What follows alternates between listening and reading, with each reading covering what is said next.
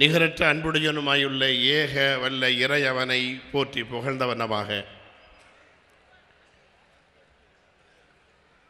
பேரன்புமிகு மனிதநேய மக்கள் கட்சியினுடைய தொடக்க விழாவிலே வருகின்றிருக்கின்ற தமிழகத்தினுடைய பல்வேறு பகுதிகளிலிருந்தும் வந்திருக்கின்ற உங்கள் அனைவருக்கும் இறைவனின் சாந்தியும் சமாதானமும் என்றென்றும் உண்டாகட்டும் என்று பிரார்த்திக்கின்றேன். நிகழ்ச்சியினுடைய தொடக்கமாய் புதியதாய் தொடங்கப்படுகிற மனிதநேய மக்கள் கட்சியினுடைய பொருளாளராய் தேர்வு செய்யப்பட்டிருக்கின்ற ஹாரூன் ரஷீத் அவர்கள் இந்த அமர்வுக்கு தலைமையேற்று நடத்தி தரும்படி கேட்டுக்கொள்கிறேன். அஸ்ஸலாமு அலைக்கும் வரஹ்மத்துல்லாஹி வபரகாத்துஹு. எல்லா புகழும் இறைவனுக்கே. ஒரு லட்சியத்தை அடைவதற்காக லட்சக்கணக்கிலே திரண்டிருக்கும் அனைத்து சமுதாய மக்களையும், இந்த மாநாட்டிலே பங்கு கொண்டிருக்கும் அனைத்து சமுதாய பெண்மணிகளையும், இந்த மாநாட்டிற்கு பார்வையாளராக வந்திருக்கும் அனைத்து சமுதாய பிரமுகர்களுக்கும் எங்களது மனிதநேய மக்கள் கட்சியின் சார்பாக முதற்கண் நன்றியை தெரிவித்துக் கொண்டு, உங்களது அனைவர் மீதும் அந்த ஏக இறைவனின் சாந்தியும் சமாதானமும் உண்டாகட்டுமாக என்று பிரார்த்தனை செய்து இந்த மாநாட்டினை துவங்குகின்றோம். ஸலாமு அலைக்கும் வரஹ்மத்துல்லாஹி வபரகாத்துஹு. அன்பிற்கு பாத்திரமான சகோதரர்களே, சகோதரிகளே, பெரியவர்களே, நண்பர்களே, இந்த லட்சியமிகு அரசியல் மாநாட்டின் துவக்கமாக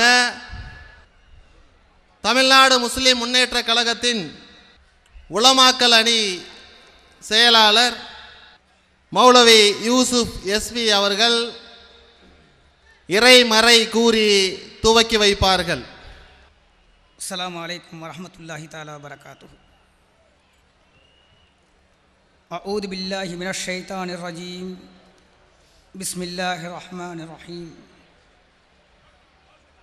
குலில்லாஹும்ம மாலிகல் முல்கி தூத்தில் முல்க மன் தஷா வ துஇஸ்ஸுல் முல்க மிம்மன் தஷா வ துஇஸ்ஸு மன் தஷா வ துதில்லு மன் தஷா பியதிக்கல் கைர் இன்னக அலா குல்லி ஷைஇன் கதீர். ஸதகல்லாஹுல் அலீம். அளவற்ற அருளாளனும் நிகரற்ற அன்புடையவனுமாகிய எல்லாம் வல்ல இறைவனின் திருப்பெயர் போற்றி துவக்குகிறேன்.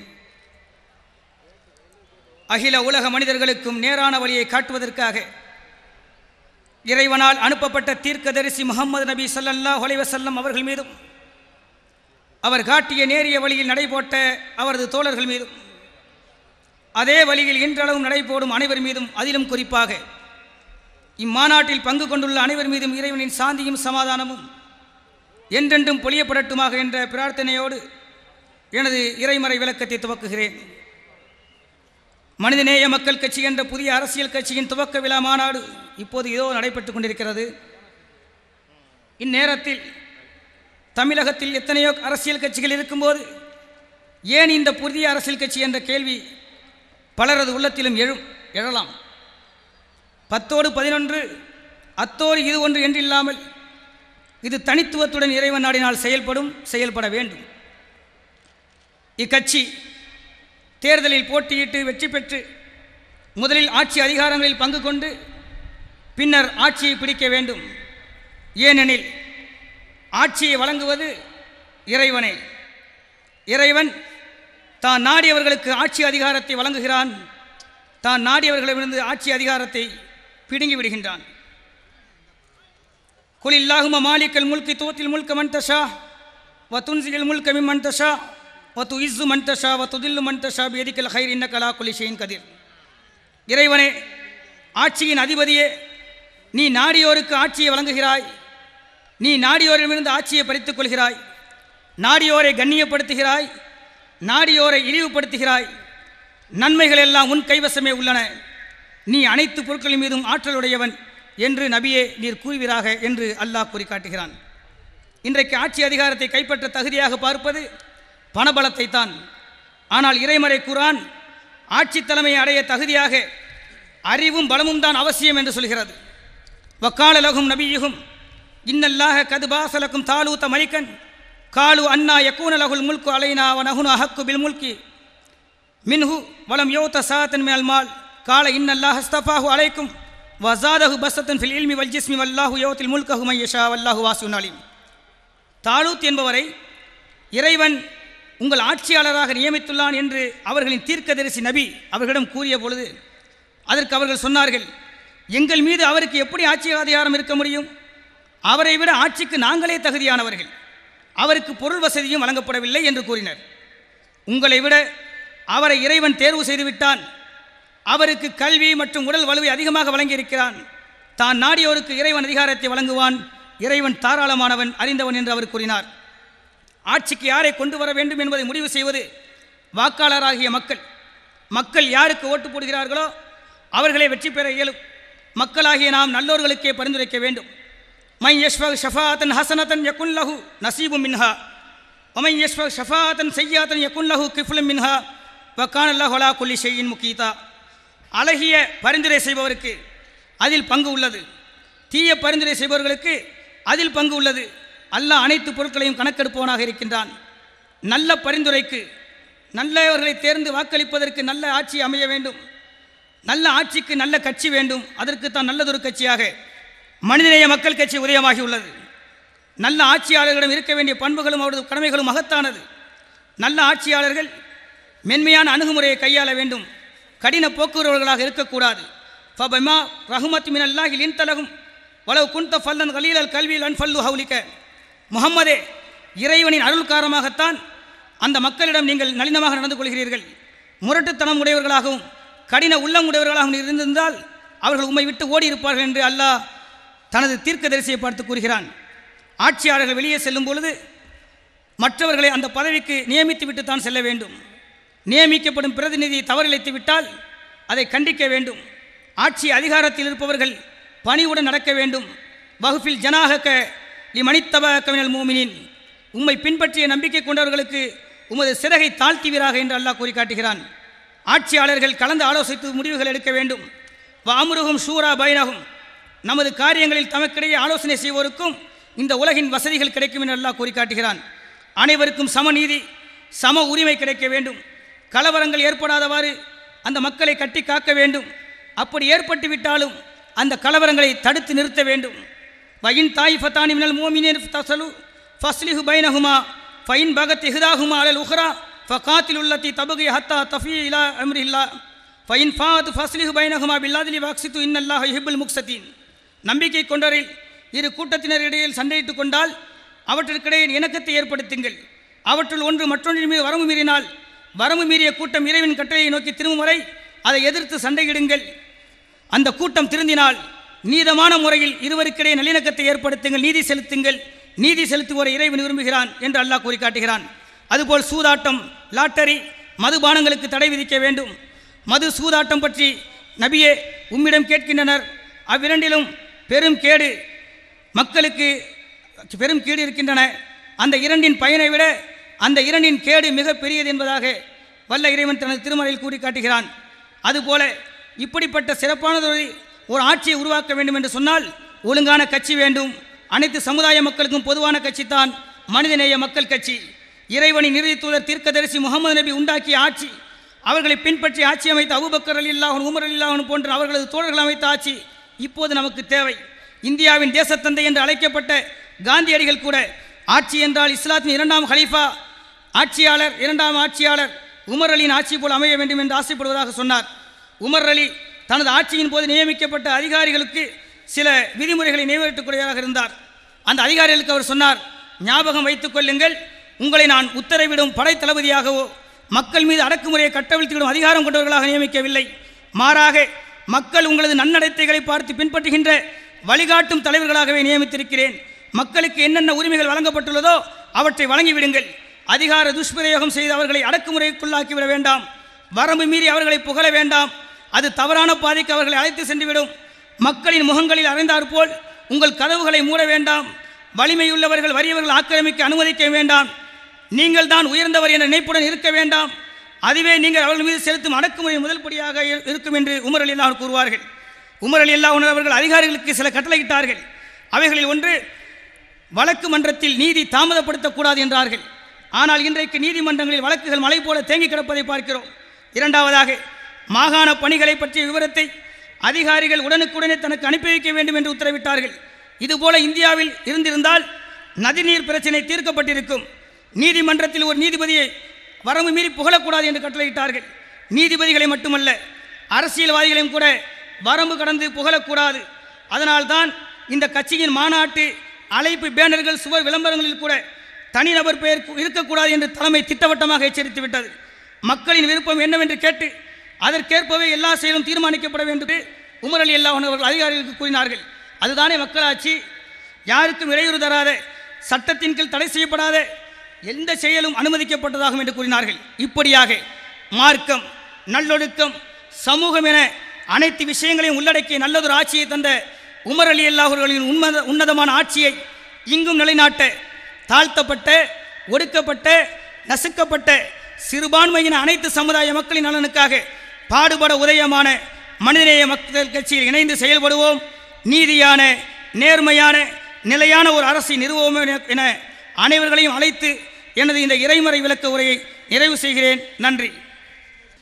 தமிழ்நாடு முஸ்லிம் முன்னேற்ற கழகத்தின் மாநில துணை செயலாளரும் சென்னை காயிதே மில்லத் கல்லூரியின் பேராசிரியருமான சகோதரர் ஜே ஹாஜா கனி அவர்களை வரவேற்புரை நிகழ்த்த அன்புடன் அழைக்கின்றோம். அளவற்ற அருளாளனும் நிகரில்லாத அன்புடையோனுமாகிய எல்லாம் வல்ல அல்லாஹ்வின் திருப்பெயரை போற்றி தொடக்கம் செய்கின்றோம். அவனுடைய நல்லருள் அகிலங்களின் அருட்கொடையாய் அனுப்பப்பட்ட நபி பெருமானார் ஸல்லல்லாஹு அலைஹி வஸல்லம் மீதும், அவர்களின் குடும்பத்தார் மீதும், அவர்களின் நல்லற தோழர்கள் மீதும், அவர்கள் வழியில் சீர்திருத்தத்தை ஏற்படுத்துவதற்காக புறப்பட்டிருக்கின்ற சமுதாய லட்சிய போராளிகள் அனைவரின் மீதும் பொழியப்படுவதாக என்று பிரார்த்தித்து இந்த வரவேற்புரையை தொடக்கம் செய்கின்றேன். பல தலைமுறைகள் கடந்த பிறகும் வரலாற்று பாடங்களிலே படிக்கப்பட்டு கொண்டிருக்க போகின்ற ஒரு வரலாற்று நிகழ்விலே அங்கம் வகித்திருக்கின்ற சகோதரர்களே, இந்த அமர்வின் தலைமை பொறுப்பேற்றிருக்கின்ற மனிதநேய மக்கள் கட்சியினுடைய மாநில பொருளாளர் அன்பு சகோதரர் ஹாரூன் ரஷீத் அவர்களே, தமிழ்நாடு முஸ்லிம் முன்னேற்ற கழகத்தினுடைய தலைவர் பேராசிரியர் டாக்டர் எம்ஹெச் ஜவாஹிருல்லா அவர்களே, பொதுச் செயலாளர் சே ஹைதர் அலி அவர்களே, பாசமிகு மாநில துணை செயலாளர்கள் சாதிக் அலி அவர்களே, மைதீன் சேட்கான் அவர்களே, இஸ்மாயில் அவர்களே, அவுலியா அவர்களே, சவுதி கிழக்கு மண்டலத்திலிருந்து வருகின்றிருக்கின்ற மௌலவி அலாவுதீன் பாக்கவி அவர்களே, வர்த்தகரணி செயலாளர் PLM யாசின் பாய் அவர்களே, மாணவரணி செயலாளர் வழக்குரைஞர் ஜெயினுல் ஆபிதீன் அவர்களே, தொண்டரணி செயலாளர் ரஃபீக் அவர்களே, உலமானி செயலாளர் ஷம்சுதீன் நாசர் உமரி அவர்களே, மருத்துவ சேவை அணி செயலாளர் பாஷா அவர்களே, வர்த்தகணி செயலாளர் டாக்டர் SA அன்வர் அவர்களே, மாநில தமிழ்நாடு முஸ்லிம் முன்னேற்ற கழக பொருளாளர் ரஹ்மத்துல்லா அவர்களே, மாநில செயலாளர்கள் தமீமுல் அன்சாரி, கவுஸ் பாஷா, மௌலா எம் நாசர், துணை பொதுச் செயலாளர் JS ரிஃபாய் அவர்களே, மாநில செயலாளர் அன்பு சகோதரர் ASM ஜுனைத் பாய் அவர்களே, இன்னும் பெயர் கூறப்பட முடியாமல் நீண்டு கொண்டிருக்கின்ற எங்கள் நிர்வாக சொந்தங்களே, சரித்திரத்தின் எழுத்துக்களாய் இந்த மாநாட்டு வளாகத்தில் விரிந்து கிடக்கின்ற சகோதர சகோதரிகளே, எங்கள் தொப்புள் கொடி உறவுகளான தமிழ் சகோதரர்களே, அனைத்து சமுதாய அன்பர்களே, பாசமிகு பத்திரிகையாளர்களே, நம் அனைவரின் மீதும் அந்த ஏக இறைவனின் நல்லருள் பொழியப்படுவதாக என்று கூறி உங்கள் அனைவரையும் இந்த மனிதநேய மக்கள் கட்சியினுடைய தொடக்க விழா மாநாட்டிற்கு எழுச்சிமிகு அழைப்பினை தந்தவனாக ஒரு சில கருத்துக்களை மட்டும் பதிவு செய்து விடைபெற விரும்புகின்றேன். இந்த வரவேற்புரை என்பது வந்திருக்கின்றவர்களுக்கு மட்டுமல்ல, படைக்க இருக்கின்ற இறைவனின் துணையால் இங்கே மலர இருக்கின்ற ஒரு வரலாற்றுக்கும் சேர்த்த வரவேற்புரையாக இதை கருதுகின்றேன். வீரமிகு சமுதாயம், வெற்றி கொண்ட சமுதாயம் என்றெல்லாம் போற்றப்படுகின்றவர்கள் இன்றைய நிலையில் எப்படி இருக்கிறார்கள் என்பதை நீதியரசர் ராஜேந்தர் சச்சார் அவர்களுடைய அறிக்கையிலிருந்து, இந்திய நாட்டில் போடப்பட்ட ஏராளமான ஆணையங்கள் இந்த நாட்டினுடைய மிக பெரிய சிறுபான்மை சமுதாயத்தினுடைய அவல நிலையை ஊடுகதிர் படம் போல படம் பிடித்து காட்டியிருக்கின்றன. ஒரு அரசியல் மாற்றத்திற்கு முன்னால் சமுதாய சீர்திருத்தம் தேவை என்பதற்காக 14 ஆண்டுகள் சமுதாய சீர்திருத்த பணிகள், மனிதநேய சேவைகள் தமிழகத்தின் பட்டி தொட்டி எங்கும் செய்யப்பட்டிருக்கின்றன. இன்றைக்கு அதன் ஒரு அங்கமாக அரசியல் என்பது சாக்கடை என்கிறார்கள். Politics is the last resort of the scoundrels, அயோக்கியர்களுடைய கடைசி புகலிடம் என்று சொல்கிறார்கள். ஆனால் அங்கே ஒரு மாற்றம் தேவை. அரசியல் என்பது அயோக்கியர்களுக்கான இடமாக இருக்கக்கூடாது, அது நல்லவர்களுக்கான கூடாரமாய் அமைய வேண்டும். இந்த நாடு எல்லாருக்கும் சமமான சம உரிமை தரக்கூடிய மதச்சார்பற்ற ஒரு நாடு. அந்த பண்பு ஒவ்வொரு அங்கத்திலும் அரசியல் துறைகளிலும் பிரதிபலிக்க வேண்டும். ஆனால் அப்படி நடக்காமல் போய்விட்டது. விடுதலை அடைந்த இந்தியாவின் இன்றைய வரலாறு வரை நீங்கள் புரட்டி பார்த்தீர்களேயானால் நியாயங்கள் காயங்களாக மாறியிருப்பதை பார்க்க முடியும். அவற்றிற்கு ஒரு மாற்றாக, ஒரு எழுச்சியாக, ஒரு புரட்சியாக இன்றைக்கு ஒரு சரித்திர பதிவாக மனிதநேய மக்கள் கட்சியினுடைய தொடக்க விழா மாநாடு நடந்து கொண்டிருக்கின்றது. அதை இங்கே இருப்பவர்கள் மட்டுமல்லாமல் உலகெங்கும் இருக்கக்கூடிய சகோதரர்கள் இணையதளத்தின் வாயிலாகவும் தொலைக்காட்சியின் வாயிலாகவும் இந்த நிகழ்விலே உலகெங்கும் இருக்கக்கூடிய உறவுகள் பங்கேற்றிருக்கிறார்கள். அவர்களுக்கும் நெஞ்சார்ந்த நன்றியை தெரிவிக்கின்றோம். அருமை சகோதரர்களே, உணவுக்காக தன்னை விட வலிமை குறைந்த புலியை அடித்து வீழ்த்துகின்ற சிங்கம், புலி போன்ற காட்டு மிருகங்களை விட தன்னுடைய குஞ்சுகளை காப்பாற்றுவதற்காக தன்னை விட வலிமை மிகுந்த கழுகோடும் பருந்தோடும் போராடுகின்ற கோழி வீரத்தின் சின்னம்.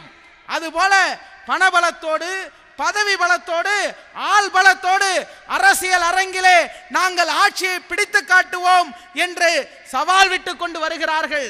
திரைப்பட பின்னணியை வைத்துக் கொண்டு சமுதாயத்தை புரட்டி விடலாம் என்று நினைக்கிறார்கள். அப்படியெல்லாம் இல்லாமல் அந்த பலம் எங்களுடைய கண்ணுக்கு தெரியவில்லை. அன்பு சகோதரர்களே, ஏக இறைவனுக்காக எதையும் தியாகம் செய்யக்கூடிய நல்லுள்ளம் படைத்த இந்த பலம், இந்த மக்கள் பலம், அல்லாஹ் தந்த அருளின் பலம், இதை நாங்கள் பார்க்கின்றோம். ஆகவே கோடானு கோடி செல்வர்கள் இங்கே இல்லை, லட்சாதிபதிகள் இங்கே இல்லை. பல்லாயிரம் கோடியை பாக்கெட்டிலே வைத்துக் கொண்டு நாளை ஆட்சியை பிடித்து விடுவோம் என்று கணக்கு போடக்கூடியவர்கள் இங்கே இல்லை. சமுதாயத்தில் ஊழல் ஒழிய வேண்டும், லஞ்சம் ஒழிய வேண்டும், ஏழை மக்களுக்கும் அதிகாரம் கிடைக்க வேண்டும், எளியவருக்கும் ஜனநாயக ஒளி போய் சேர வேண்டும், எல்லா மக்களுக்குமான ஒரு நல்லரசு மலர வேண்டும்.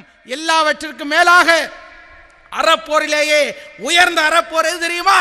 ஆட்சியாளர்கள் முன்னால் நின்று அநீதியை சுட்டி காட்டுகின்ற அறப்போர். அந்த அறப்போரை செய்கின்ற போராளிகள் தான் இங்கே வந்திருக்கிறீர்கள். நாம் நுழையாத வரை அது வெற்றி இடங்கள், நாம் நுழைந்து விட்டால் அவை எல்லாம் வெற்றி இடங்கள் என்று ஏக இறைவனை நம்பி நாம் பிரகடனம் செய்து விட்டோம். அந்த வெற்றி இடங்களிலே இதுவரை நாம் செல்லா காசுகளாய் இருந்தோம். இனி சட்டம் இயற்றும் மன்றங்கள் இந்த கூட்டத்தின் உத்தரவை கேட்டு அங்கே செயல்படும். அன்பு சகோதரர்களே, அனைத்து சமுதாயத்தின் தொப்புள் கொடி உறவுகளே என்று அழைத்தேன். இந்த மாநாட்டை கண்டுகொண்டிருக்கின்ற அனைத்து சமுதாய மக்களும் ஒன்றை குறித்துக் கொள்ளுங்கள். எந்த சமூகத்தை பற்றியும் இழிவாக, தரக்குறைவாக இங்கே பேசப்படாது. யாரை பற்றியும் அவதூறாக இங்கே பேச மாட்டோம். இங்கே இருப்பதெல்லாம் அனைத்து மக்களுக்குமான நலம், அனைத்து மக்களுக்குமான சமநீதி, அனைத்து மக்களையும் அரவணைத்து செல்லக்கூடிய ஒரு பாங்கு. அந்த ஒரு நெடும் பயணத்திற்கு உங்கள் அனைவரையும் வரவேற்று அந்த பயணத்தின் வரவேற்புரையாகவும் இதை நிகழ்த்தி இந்த நல்ல வாய்ப்புக்கு நன்றி கூறி விடைபெறுகின்றேன். அஸ்ஸலாமு அலைக்கும் வரஹ்மத்துல்லாஹ். அடுத்தபடியாக தமிழ்நாடு முஸ்லிம் முன்னேற்றக் கழகத்தின் மனித உரிமை அணி செயலாளர் அன்பு சகோதரர் வழக்கறிஞர் எஸ்.ஏ. அன்வர் அவர்கள் உங்கள் மத்தியிலே சிறப்புரை நிகழ்த்துவார்கள். அஸ்ஸலாமு அலைக்கும் வரஹ்மத்துல்லாஹி வபரகாத்து. இறைவனுடைய சாந்தியும் சமாதானமும் இங்கு கூடியிருக்கின்ற அனைவர் மீதும், குறிப்பாக அனைத்து சமுதாய மக்கள் மீதும் உண்டாகட்டுமாக என்று கூறி, இந்த மனிதநேய மக்கள் கட்சியினுடைய ஆரம்ப விழாவிற்காக வந்திருக்கின்ற அனைவரையும் வருக வருக வரவேற்று, இந்த மனிதநேய மக்கள் கட்சியினுடைய மாநாட்டினுடைய முதலான ஒரு தீர்மானத்தை இங்கே முன்மொழிய அழைக்கப்பட்டிருக்கிறேன். அந்த தீர்மானம் வந்து உலகத்தினுடைய உலகம் அனைத்தையும் பாதித்திருக்கின்ற சுற்றுச்சூழல் பற்றிய கேடுகள் பற்றிய தீர்மானமாகும். மத்திய அரசுகளும் சரி, மாநில அரசுகளும் சரி, உலக அரசுகளும் சரி, சுற்றுச்சூழலை ஒரு சாதாரண ஒரு பிரச்சனையாக கருதி கொண்டு அதில் கவனம் செலுத்தாமல் இருந்து கொண்டு வருகின்றன. எந்த அமைப்பிலும் சுற்றுச்சூழல் மனித உரிமை என்ற ஒரு தனி அணி இல்லை. ஆகினும் எங்களுடைய அமைப்பிலே சுற்றுச்சூழலுக்கும் மனித உரிமைக்கும் ஒரு சிறப்பான ஒரு இடத்தை கொடுத்து அதற்கென ஒரு தனி அணியை அமைத்து அதில் கவனம் செலுத்தப்பட்டிருக்க என்பதை உங்களுக்கு தெரியப்படுத்திக் கொள்கிறோம். நிலம், நீர், காற்று ஆகியவை எவ்வாறு மாசுபட்டிருக்கின்றன, அதில் அரசுகள் எவ்வாறு மெத்தனமாக நடந்து கொள்கின்றன, அவற்றில் அரசுகள் செய்ய வேண்டியது என்ன என்பதை பற்றியும் இங்கு தீர்மானம் நிறைவேற்ற இருக்கின்றோம். இந்த சுற்றுச்சூழலை பற்றி இறைமறை குரானிலே அத்தியாயம் 2 வசனம் 22 இறைவன் அறிவுறுத்துகிறான், அவனே உங்களுக்கு பூமியை விரிப்பாகவும் வானத்தை முகடாகவும் அமைத்து வானத்திலிருந்து மழையை பொழிவித்து அதனை கொண்டு கனிகளை அவர்களுக்கு உங்களை உணவுகளாக வெளிப்படுத்தினார் என்று கூறியிருக்கிறார். ஆக நிலம், நீர், பூமி, வானம் அனைத்தும் இறைவனால் நமக்கு அளிக்கப்பட்ட அருட்கொடைகளாகும். அருட்கொடைகளை மாசுபடுத்தி இன்று நாம் சொல்லொன்னா கஷ்டங்களுக்கு ஆட்பட்டிருக்கின்றோம். அதே போல இன்னொரு அத்தியாயம் 21 வசனம் 30 இறைவன் சொல்கிறான், நிச்சயமாக வானங்களும் பூமியும் இணைந்திருந்தன, பின்னர் இவ்விரண்டையும் நானே பிரித்தோம் என்பதையும், உயிருள்ள ஒவ்வொரு பொருளையும் தண்ணீரிலிருந்து உண்டாக்கினேன் என்பதையும் இறை நிராகரிப்பாளர்கள் அறியவில்லையா, அவர்கள் விளங்கிக் கொள்ள மாட்டார்களா என்று குறிப்பிட்டிருக்கிறான். ஆகவே ஒவ்வொரு உயிரினத்தையும் இறைவன் தண்ணீரிலிருந்து படைத்திருக்கிறான் என்பதையும், தண்ணீர், நீர், பூமி எல்லாம் இறைவனின் அருட்கொடைகளாகும். அதை நாம் எந்த விதத்திலே அதை மாசுபடாத வண்ணம் காப்பாற்ற வேண்டும், அதை மாசுவிலிருந்து தடுக்கப்பட வேண்டும் என்பதை அறிந்து அதற்கென ஒரு தனி அணியை உருவாக்கி அதிலே நாங்கள் சிறப்பான கவனத்தையும் செலுத்தி கொண்டிருக்கிறோம்.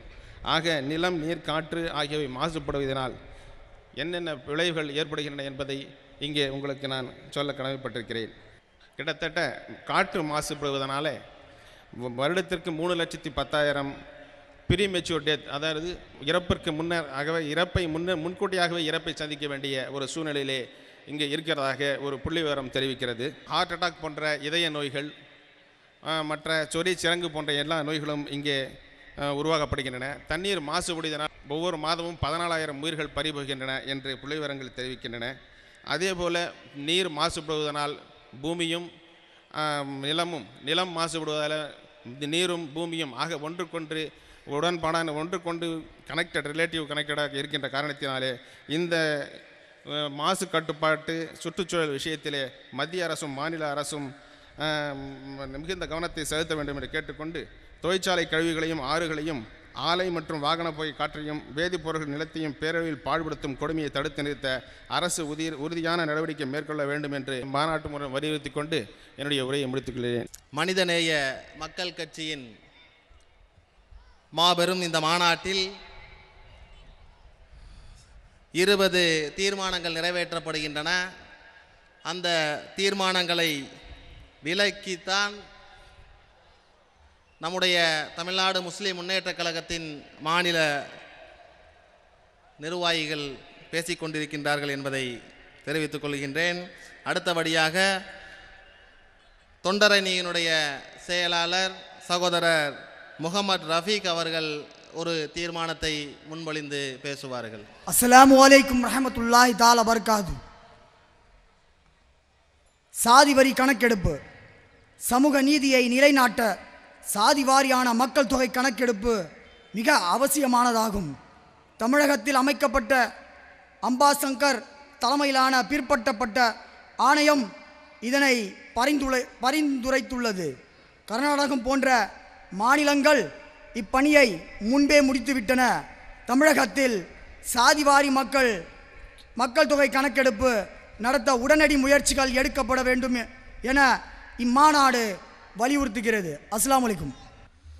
அடுத்தபடியாக தமிழ்நாடு முஸ்லிம் முன்னேற்றக் கழகத்தில் சுமார் 60 ஆம்புலன்ஸுகளை தலைமை ஏற்று இயக்கி பணியாற்றி கொண்டிருக்கும் மருத்துவ சேவை அணி செயலாளர் சகோதரர் MM பாஷா அவர்கள் ஒரு தீர்மானத்தை முன்மொழிந்து பேசுவார்கள். எல்லாம் வல்ல ஏக இறைவனை போற்றி புகழ்ந்தவனாகவும் எம்பெருமான் ரசூலே கரீம் ஸல்லல்லாஹு அலைஹி வஸல்லம் அவர்களுடைய வழிகாட்டுதலாலும் அந்த இறைவன் நமக்கு 1995ஆம் ஆண்டிலே தமிழ்நாடு முஸ்லிம் முன்னேற்றக் கழகம் என்கின்ற ஒரு மாபெரும் சமூக இயக்கத்தை மக்கள் மத்தியிலே பணிபுரிவதற்காக வேண்டி நம்மளை கட்டளையிட்டான். இன்று 2009ஆம் ஆண்டிலே பிப்ரவரி திங்கள் 7ஆம் நாள் உங்களுடைய சமூக பணிக்கு அங்கீகாரம் கொடுத்திருக்கின்றோம். நீங்கள் பரவி விரவி சென்று மக்களிடையே எடுத்து கூறியவர்களாக இந்த நாட்டின் அநீதியை ஒழித்து ஊழலற்ற ஒரு சமுதாயத்தை உருவாக்கி ஊழலற்ற மிக பெரும் ஒரு அரசியலை கொண்டு வர வேண்டும் என்று பணித்திருக்கின்றான் என்றே நான் கருதுகின்றேன். இங்கு இருக்கின்ற தூதுவர்களே, அல்லாஹ் உங்களுக்கு கட்டளையிட்டிருக்கின்றான். நீங்கள் கன்னியாகுமரி முதல் இந்த வங்க கடல் விரிந்திருக்கின்றது வரை உங்களுடைய கொள்கை முழக்கங்கள் போக வேண்டும். அந்த கொள்கை முழக்கங்களை கொண்டு ஒரு புதிய சரித்திரத்தை படைக்க வேண்டும். கோடிகள் நிர்ணயிக்காது, வாரிசுகள் நிர்ணயிக்காது, அரசியல் பாரம்பரியங்கள் நிர்ணயிக்காது, இறை அச்சம் நிர்ணயிக்கும். இங்கு இருக்கின்ற அனைத்து மக்களுக்கும் உணவு, உடை, உறையுள், மருத்துவம் முதல் கொண்டு சமத்துவமாக கிடைக்க பாடுபட வேண்டும் என்று அல்லாஹ் கட்டளை இருக்கின்றான் என்றே கருதுகின்றேன்.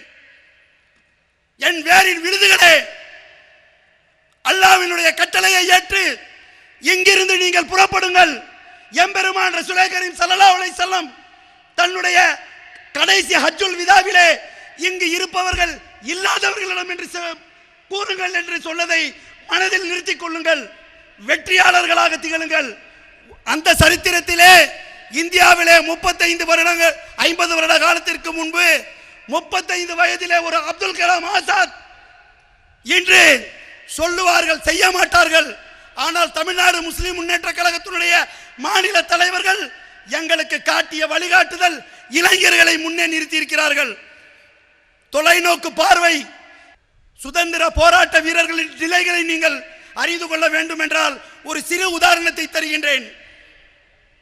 இந்த நாட்டிலே போலீசினுடைய கசையடி மட்டுமல்ல, குதிரையிலே கட்டி அதன் காலில் இழுத்து கொண்டு சென்ற ஒரு மாபெரும் போராட்ட வீரர் நம் நாட்டினுடைய தமிழ்நாட்டினுடைய கக்கஞ்சி அவர்கள்.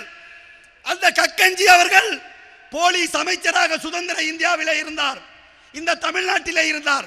அவருடைய நிலை கடைசியாக மதுரை எர்ஸ்கின் ஹாஸ்பிட்டல் என்று சொல்லக்கூடிய அந்த மதுரை மருத்துவமனையிலே பாயிலே படுத்து கிடந்தார். அவரை பார்ப்பதற்கு நாதி இல்லாமல் இருந்தார். அந்த நிலை ஏற்படக்கூடாது.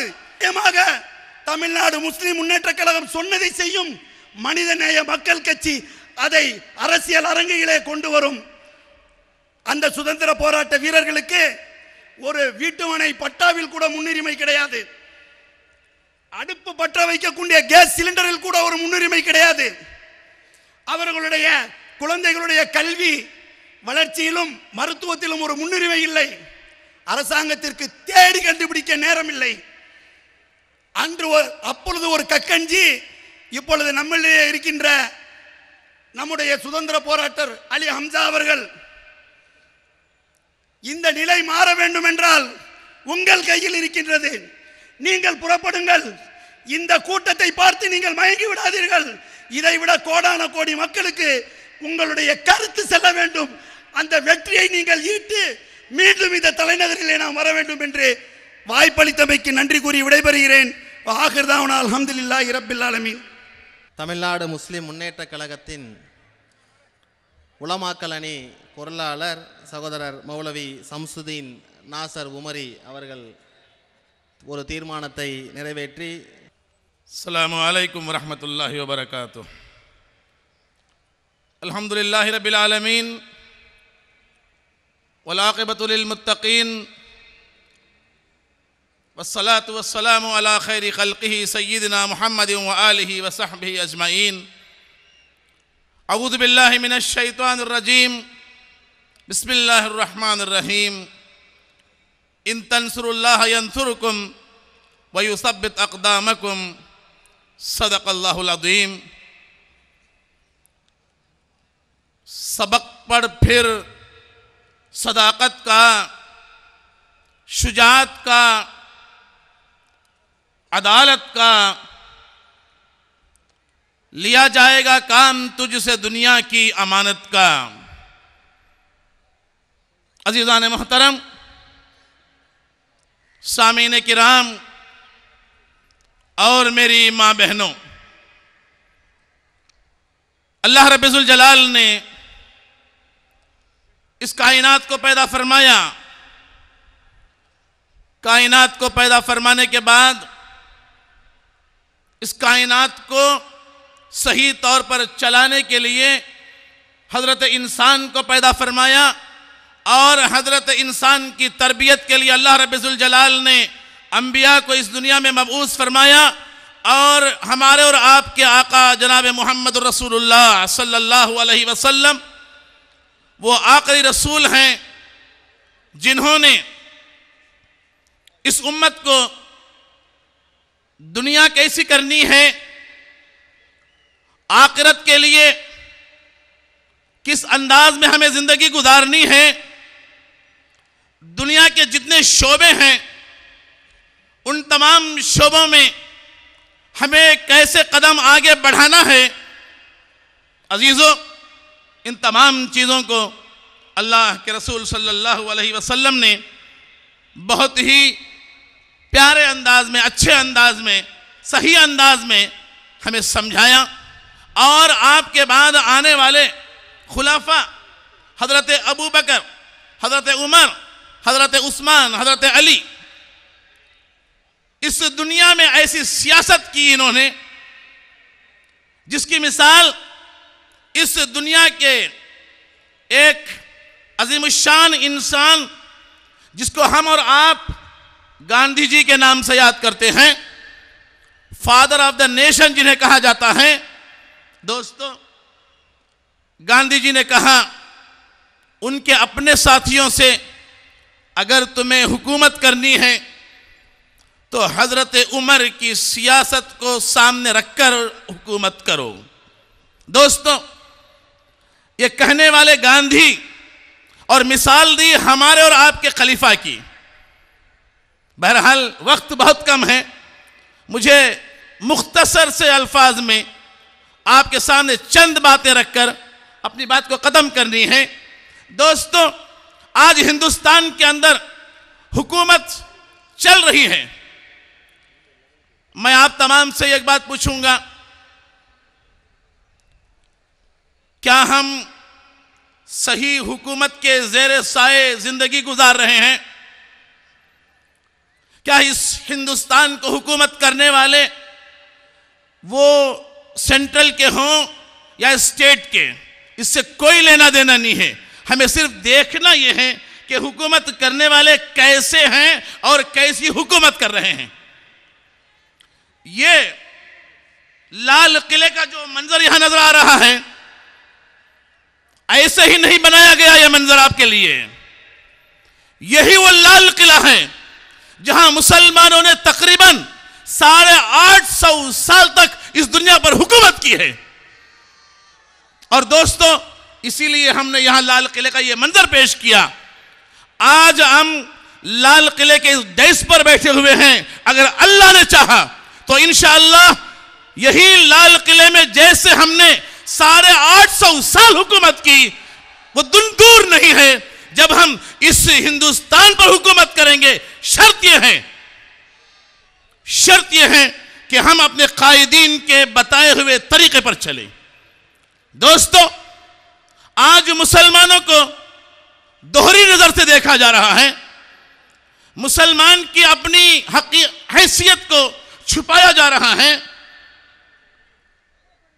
हुकूमत की इस दुनिया में, इसी तमिलनाडु के अंदर कायदे मिल्लत इस्माइल साहब ने बेहतरीन तौर पर बेहतरीन अंदाज में हुकूमत की। कैसी हुकूमत की? मुसलमानों के दिलों पर हुकूमत की। उनके दौर में तकरीबन 27 हमारे मुसलमान अपोजिशन में बैठे हुए थे, लेकिन आज एक सीट के लिए इसी कायदे मिल्लत के नक्शे कदम पर आने वाले हमारे साथी एक सीट के लिए कहीं और जाकर अपने आप को गिरवी रखने की हद तक गिर जाते हैं। अफसोस इस बात का है। इसीलिए तमिलनाडु मुस्लिम मुन्नेट्रा कळगम ने बहुत ही सोच विचार के बाद यह सोचा कि हम दूसरों को सपोर्ट करते करते कब तक बाहर रहेंगे। आज वो वक्त आ गया है कि हम भी अपना हक मांगने के लिए, मुसलमानों का वो सही मकाम दिलवाने के लिए सियासत में कदम रखें। इसीलिए इस तमिलनाडु मुस्लिम मुन्नेट्रा कळगम की एक नई शाख, एक नया शोबा मनिदनेय मक्कल कच्ची के नाम से आज इसका आगाज हो रहा है। दोस्तों, 2-3 बातें जो मुझे आज के रेजोल्यूशन जो हम यहां पास कर रहे हैं उसके ताल्लुक से बताते हुए अपनी बात को खत्म कर लूं। हमारी पहचान, हमारा तशक्कुस चूंकि मिटाने की कोशिश की जा रही है, उर्दू जबान जिससे हमारे मुआशरे के अंदर बहुत सारा अखलाकी नमूना हम पेश कर सकते हैं, वही ये वो शीरीन जबान है उर्दू जबान, जिसमें बहुत सारी दीनी किताबें मौजूद हैं। लेकिन आज हुकूमत ये कोशिश कर रही है कि इस उर्दू जबान को खत्म कर दिया जाए। इसलिए हमारी ये डिमांड है कि हम उर्दू जबान को कायम और दायम रखने के लिए जैसे दूसरे जबानों में गवर्नमेंट एग्जाम्स लिखने के लिए परमिशन दी जाती है, उर्दू जबान में भी इन इम्तिहानात को लिखने की परमिशन दी जाए। यह हमारा पहला रेजोल्यूशन होगा। और फिर दूसरा जो होगा वो ये है, उर्दू की तरक्की के लिए, उर्दू को फ़रोग देने के लिए, उर्दू को बढ़ाने के लिए हुकूमत से हमें फंड जारी किया जाए। और जितने उर्दू मदारिस हैं, अफसोस की तो बात यह है, उर्दू मदारिस हैं, उसका हेडमास्टर उर्दू है, उर्दू जानने वाला है, और उसको आकर देखने वाला यही वो उर्दू जबान से बिल्कुल नाबलद, नावाकिफ, कोई जबान कोई चीज जानता तक नहीं, और वो आकर इंस्पेक्शन करता है और अपनी रिपोर्ट लेकर चला जाता है। घूस जब तक नहीं दी जाती वो सही तौर पर अपनी रिपोर्ट नहीं दे सकता। इसलिए ये भी हमारा एक रेजोल्यूशन पास करने की हमने कोशिश की है कि उर्दू तमाम मदारिस को उर्दू अकेडमी के हवाले कर दिया जाए। दोस्तों, 850 साल हमने हुकूमत की और नमूना बताया हिंदुस्तान को कि यह वो हिंदुस्तान है जिसके लिए हमारे उलमा ने खून बहाया।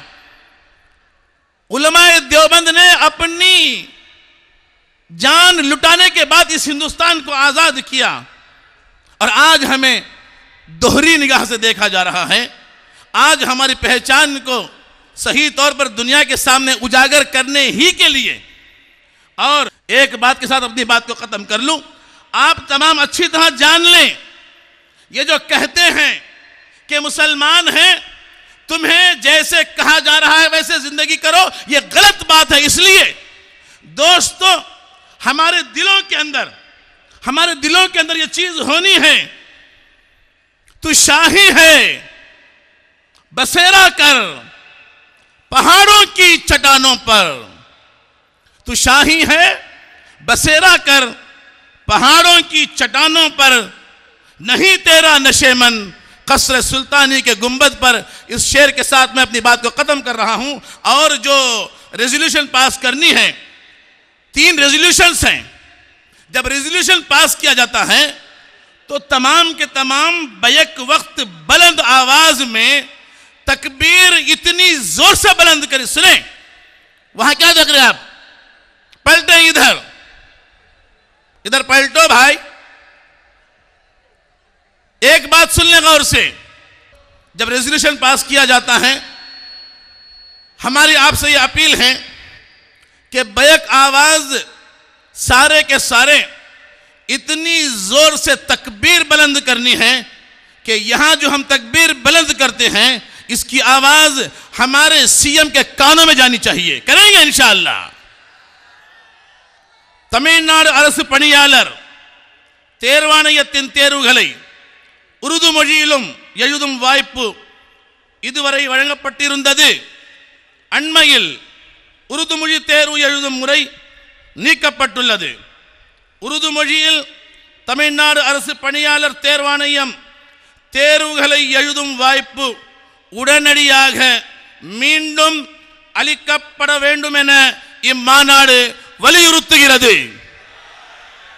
தமிழகத்தில் உருது மொழி மேலும் சீரிய முறையில் செயல்படுவதற்கு கூடுதல் நிதி ஒதுக்கப்பட வேண்டும் எனவும் இம்மாநாடு கோருகின்றது. தமிழகத்தில் உள்ள உருது மொழி பள்ளிக்கூடங்களின் நிர்வாகம் உருது அகாடமியின் பொறுப்பில் விடப்பட வேண்டும் எனவும் இம்மாநாடு கோருகின்றது.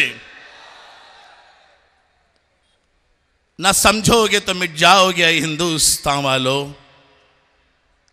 ना समझोगे तो मिट जाओगे हिंदुस्तान वालों, तुम्हारी दास्तान तक ना होगी दास्तानों में।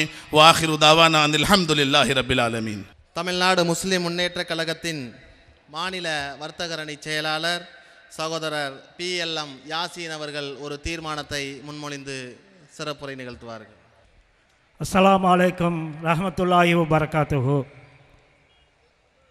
மனிதநேய மக்கள் கட்சிக்கு துவக்க விழாவுக்கு வருகை தந்திருக்கும் கடலென திரண்டிருக்கும் எனது சமுதாய சொந்தங்களே, உங்கள் அனைவர்கள் மீதும் ஏக இறைவனின் சாந்தியும் சமாதானமும் என்றெட்டும் பொழியப்படட்டுமாக என்று பிரார்த்தனை செய்து ஆரம்பம் செய்கின்றேன். நம்முடைய இந்திய நாடு ஒரு மிகப்பெரிய ஜனநாயக நாடு, வேற்றுமையில் ஒற்றுமை என்ற தத்துவத்தை கொண்ட நாடு. இங்கு எல்லா ஜாதி சமய மதத்தினர்களுக்கும் சமமாக உரிமைகள் வழங்கப்பட வேண்டும். இதைத்தான் அரசியல் சாசனம் சொல்லித் தந்திருக்கின்றது. ஆனால் இன்று நிலைமை எப்படி இருக்கின்றது என்றால், இந்த ஆட்சி அதிகாரங்கள் எல்லாம் ஏதோ ஒரு சிலர் கையிலே சிக்குண்டு தவித்து கொண்டிருக்கின்றது.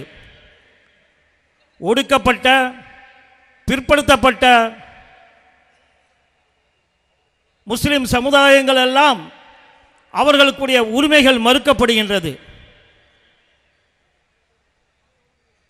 400 ஆண்டு கால அடிமை இந்தியாவிலே இந்த மக்கள் சுதந்திர காற்றை சுவாசிக்க வேண்டும் என்பதற்காக நம்முடைய முன்னோர்கள் எல்லாம் செய்த தியாகங்கள் எல்லாம் மறைக்கப்பட்டிருக்கின்றது. எந்த சமுதாயம் நம்முடைய முன்னோர்களுடைய வரலாறுகளை அறியாமல் இருக்கின்றதோ அந்த சமுதாயங்கள் எல்லாம் முன்னேறுவதற்கான வாய்ப்புகள் கிடையாது. நாம் நம்முடைய முன்னோர்களுடைய சரித்திரத்தை படிப்பதற்கு தவறிவிட்டோம். அன்பு சகோதரர்களே, நாம் கல்வியிலே மிக மிக பின்தங்கி இருக்கின்றோம். இன்று காலையில் ஒரு கருத்தரங்கு நடைபெற்றது.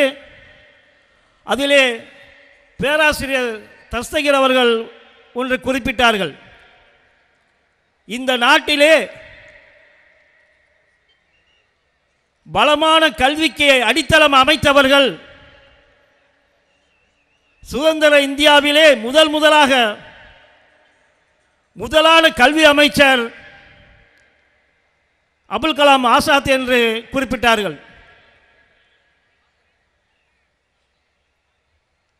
ஆனால் இன்று நாம் எப்படி நிற்கின்றோம்? கல்வியிலும் பொருளாதாரத்திலும் மிக மிக பின்தங்கி இருக்கின்றோம். சட்டமன்றத்திலும் பாராளுமன்றத்திலும் நமக்காக குரல் கொடுக்கக்கூடிய எந்த இயக்கங்களும் இல்லை, எந்த முஸ்லிம்களும் இல்லை என்று சொல்லலாம். அந்த வெற்றிடங்களை நிரப்புவதற்காக 13 ஆண்டு காலம் சமுதாய பணிகளை செய்த, சமுதாய பணிகளை எப்படியெல்லாம் செய்ய வேண்டும் என்று பயிற்சி தந்து அந்த பயிற்சியிலே உலா வந்த தமிழ்நாடு முஸ்லிம் முன்னேற்றக் கழகம் இன்று மனித நேய மக்கள் கட்சியை உருவாக்கி இருக்கின்றது. நம்முடைய சமுதாயம் எல்லா துறையிலும் பின்தங்கி இருக்கின்றது. குறிப்பாக சொல்ல வேண்டுமென்றால் கல்வியிலும் பொருளாதாரத்திலும் வேலைவாய்ப்பிலும் மிக பின்தங்கி இருக்கின்றது.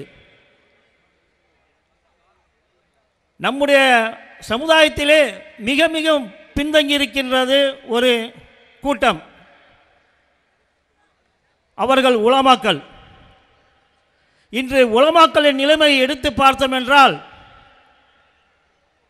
மிக வறுமை கோட்டு என்று சொல்லக்கூடிய வறுமை கோட்டுக்கு கீழ் அவர்கள் தங்களுடைய குடும்பத்தை வழிநடத்தி சென்று கொண்டிருக்கிறார்கள். இந்த சமுதாயம் தலைத்து ஓங்க வேண்டும் என்றால் உலமாக்கள் நிமிர்ந்து நிற்க வேண்டும், சமுதாய பணிகளை செய்ய முன்வர வேண்டும், இஸ்லாத்தை எடுத்து தைரியமாக உரைக்க வேண்டும். ஆனால் அவர்களுக்கு வறுமை கோட்டில் உழண்டு கொண்டிருக்கின்ற காரணத்தினால் அவர்கள் அதை எடுத்து அந்த பணியை எடுத்து செய்ய முடியவில்லை. ஆகவேதான் இந்த மனிதநேய மக்கள் கட்சியிலே தீர்மானமாக உலமாக்களுக்கு நல வாரியம் அமைக்க வேண்டும். இங்கு எதற்கெல்லாம் நல வாரியம் அமைக்கின்றார்கள்? எல்லாருக்கும் நல வாரியம் அமைத்திருக்கின்றார்கள். ஆனால் இந்த உலமாக்களுக்கு நாம் ஆண்டு காலமாக குரல் கொடுத்து கொண்டிருக்கின்றோம், நல வாரியம் அமைக்க வேண்டும் என்று. இதுவரையும் அமைக்கவில்லை. ஆகவேதான் இந்த தீர்மானத்தை இங்கு நாம் நிறைவேற்றுகின்றோம். தமிழக முஸ்லிம்களின் நீண்டகால கோரிக்கையை ஏற்று பள்ளி வாசல்களில் பணிபுரியும் இமாம்கள், பிலால்கள் உள்ளிட்ட பணியாளர்களுக்கு நலவாரியம் உடனடியாக அமைக்கப்பட இம்மாநாடு தமிழக அரசை கோருகின்றது. தமிழகத்தில் ஓய்வு பெற்ற உலமாக்களுக்கு வழங்கப்படும் ஓய்வு ஊதிய தொகை அதிகரிக்கப்பட வேண்டும். ஓய்வு பெறும் உலமாக்கள் காலமாகிவிட்டால் அவர்களுடைய மனைவிகளுக்கு தொடர்ந்து அது வழங்கப்பட வேண்டும் என்று இம்மாநாடு கோருகிறது. பேச வாய்ப்பு அளித்த உங்கள் அனைவர்களுக்கும் நன்றியை கூறிக்கொண்டு முடித்துக் கொள்கின்றேன். அஸ்ஸலாமு அலைக்கும் ரஹ்மத்துல்லாஹி வபரகாத்துஹு. அடுத்தபடியாக தமிழ்நாடு முஸ்லிம் முன்னேற்றக் கழகத்தின் முதுகெலும்பு தமுமுக மாணவர் அணியின் பொருளாளர் அன்பு சகோதரர் மாயவரம் அமீன் அவர்கள் தீர்மான உரை நிகழ்த்துவார்கள். இறைவனின் சாந்தியும் சமாதானமும் இங்கு ஒரு ஏக்கத்தோடு குழுமியிருக்கக்கூடிய நம் அனைவர் மீதும் நிலவட்டுமாக. கோவையில் 19 முஸ்லீம்கள் இறக்கும்போது ஏங்கிக் கொண்டிருந்த இந்த சமுதாயம், சட்டமன்றத்திலே இதற்காக குரல் கொடுக்க ஆள் இருக்காதா என்று ஏங்கிக் கொண்டிருந்த இந்த சமுதாயம் பொள்ளாச்சியிலேயும் திண்டுக்கல்லிலேயும் பாளையங்கோட்டையிலேயும் நாகூரிலேயும் இந்த சமுதாயத்திற்கு எதிராக கலவரங்கள் தூண்டிவிடப்படும் போது, பொருளாதாரம் நசுக்கப்படும் போது, இந்த சமூகத்தினுடைய உரிமை அந்த சட்டமன்றத்திலே பேசுவதற்கு ஆட்கள் கிடையாதா என்று ஏங்கிக் கொண்டிருந்த இந்த சமூக மக்களுக்கு மத்தியிலே இந்த அரசியலிலே ஒரு திருப்பம் மனிதநேய மக்கள் கட்சி என்ற வடிவிலே இன்று உதயமாகிறது என்று சொன்னால், இந்த அமைப்பினுடைய செயல்பாடு என்பது கடந்த காலங்களிலே நாம் கண்டோமேயானால் பல்வேறு விதமான செயல்பாடுகளிலே தீர்மானத்தினுடைய அடிப்படையிலே இந்த அமைப்பினுடைய கொள்கை என்பது என்ன என்பது இங்கு புரியப்படுத்தப்படும். என்னுடைய தீர்மானத்தினுடைய தலைப்பு இந்த தமிழகத்திலே தமிழ் மொழியும் இந்த தமிழகத்தினுடைய பண்பாடும் சீர்கொண்டு கொண்டிருக்கிறது என்பதுதான். இந்த தமிழகத்தினுடைய தமிழ் மொழியும் என்னுடைய தாய்மொழியும் இந்த தமிழகத்திலே தத்தி தடுமாறி கொண்டிருக்கக்கூடிய இந்த சூழ்நிலையை அகற்றுவதற்கு என்ன வழியோ இந்த அமைப்பு செய்து காட்டும் என்பதுதான்.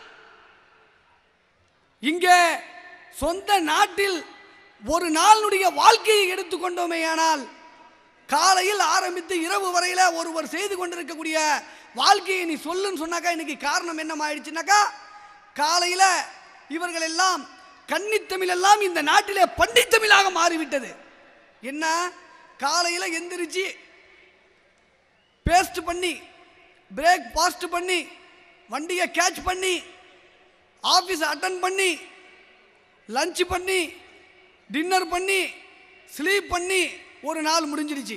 இந்த நாட்டிலே கன்னித்தமிழ்கள் எல்லாம் பன்னித்தமிழ்களாக மாறிவிட்ட இந்த சூழ்நிலையில இந்த நாட்டினுடைய அரசு அலுவலகங்களிலே இருக்கக்கூடிய அலுவல் மொழிகளும் இந்த நாட்டிலே நீதிமன்றத்திலே இருக்கக்கூடிய நீதிமன்ற அலுவல் மொழிகளும் ஆட்சி மொழிகளும் இந்த நாட்டிலே தமிழிலே தான் இருக்கிறதா என்ற கேள்வி இங்கே எழும்பக்கூடிய இந்த சூழ்நிலை இருக்கக்கூடிய இந்த அவலத்தை துடைத்தெறியும் முகமாக இந்த கட்சி உதயமாகிக் கொண்டிருக்கிறது என்பதிலே மாற்று கருத்து கிடையாது. உயர் நீதிமன்றத்திலே தமிழிலே பேசக்கூடிய ஒரு வழக்கறிஞர் போய் அங்கே தமிழிலே தன்னுடைய வாதத்தை வைத்தாரேயானால் அந்த வாதம் அங்கே ஏற்றுக்கொள்ளப்படாது. தமிழகத்திலே சொந்த மொழியிலே சொந்த நாட்டிலே தமிழ் மொழியினுடைய அந்த தமிழ் மொழி பேசுவதற்கு இங்கு சட்டம் போட வேண்டியிருக்கிறது.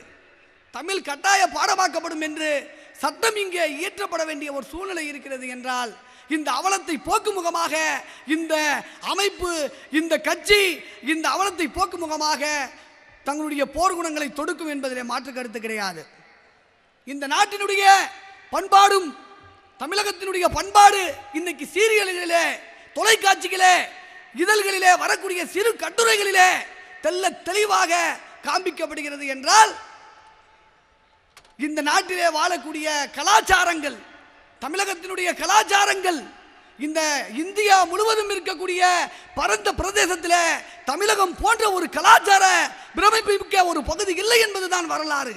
ஆனால் இன்றைய சூழ்நிலை இந்த நாட்டினுடைய பண்பாடு எப்படி இருந்து கொண்டிருக்கிறது? டேட்டிங்